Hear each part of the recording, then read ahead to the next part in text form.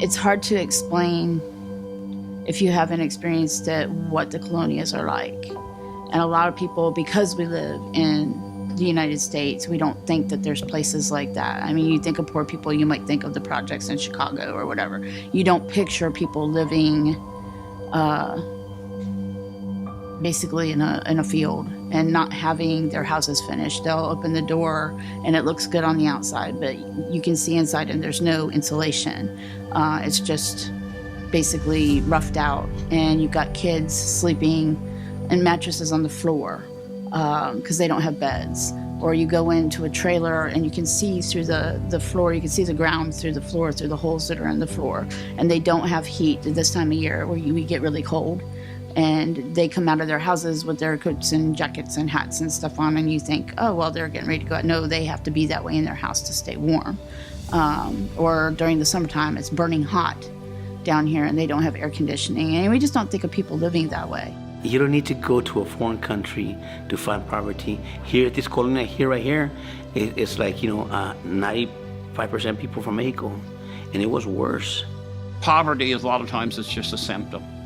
A lot of times in neighborhoods we worked in, there's been alcoholism, there's been drug addiction, there's broken families because the sin that abounds in the families, there's adultery that's going on.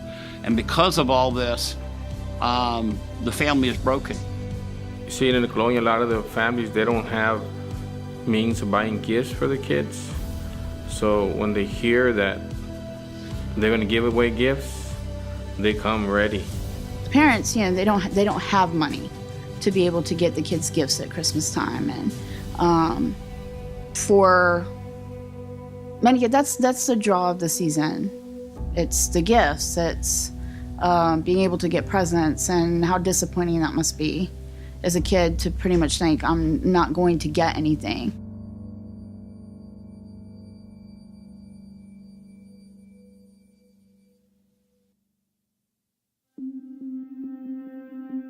Holy Presents came out of a ministry because a guy came in and gave us a truckload of presents one year and said, hey, got presents, would you like to go out and give them out? And we said, hey, it's a great way to reach the community.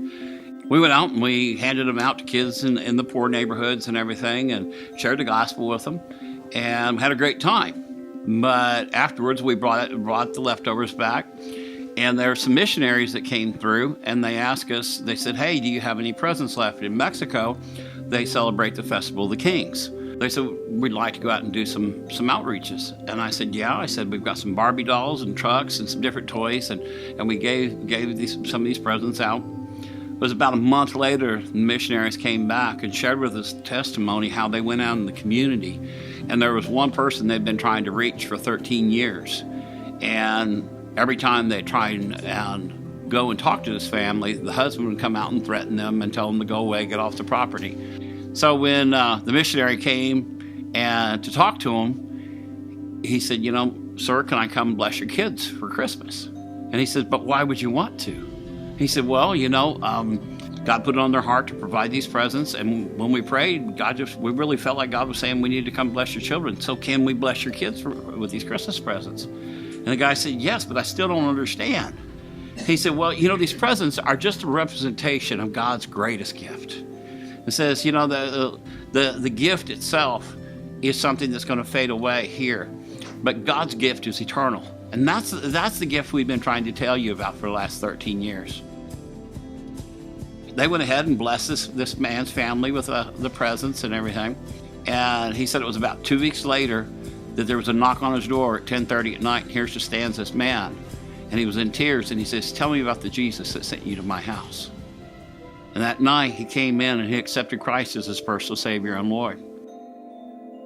Over the course of the next 5 months, all 5 members of that family came to know Christ. And every time the church was open, they were at the church. When people are going to ask you, if you're going to keep doing this type of ministries, people are going to ask you, does Chris's ministry work?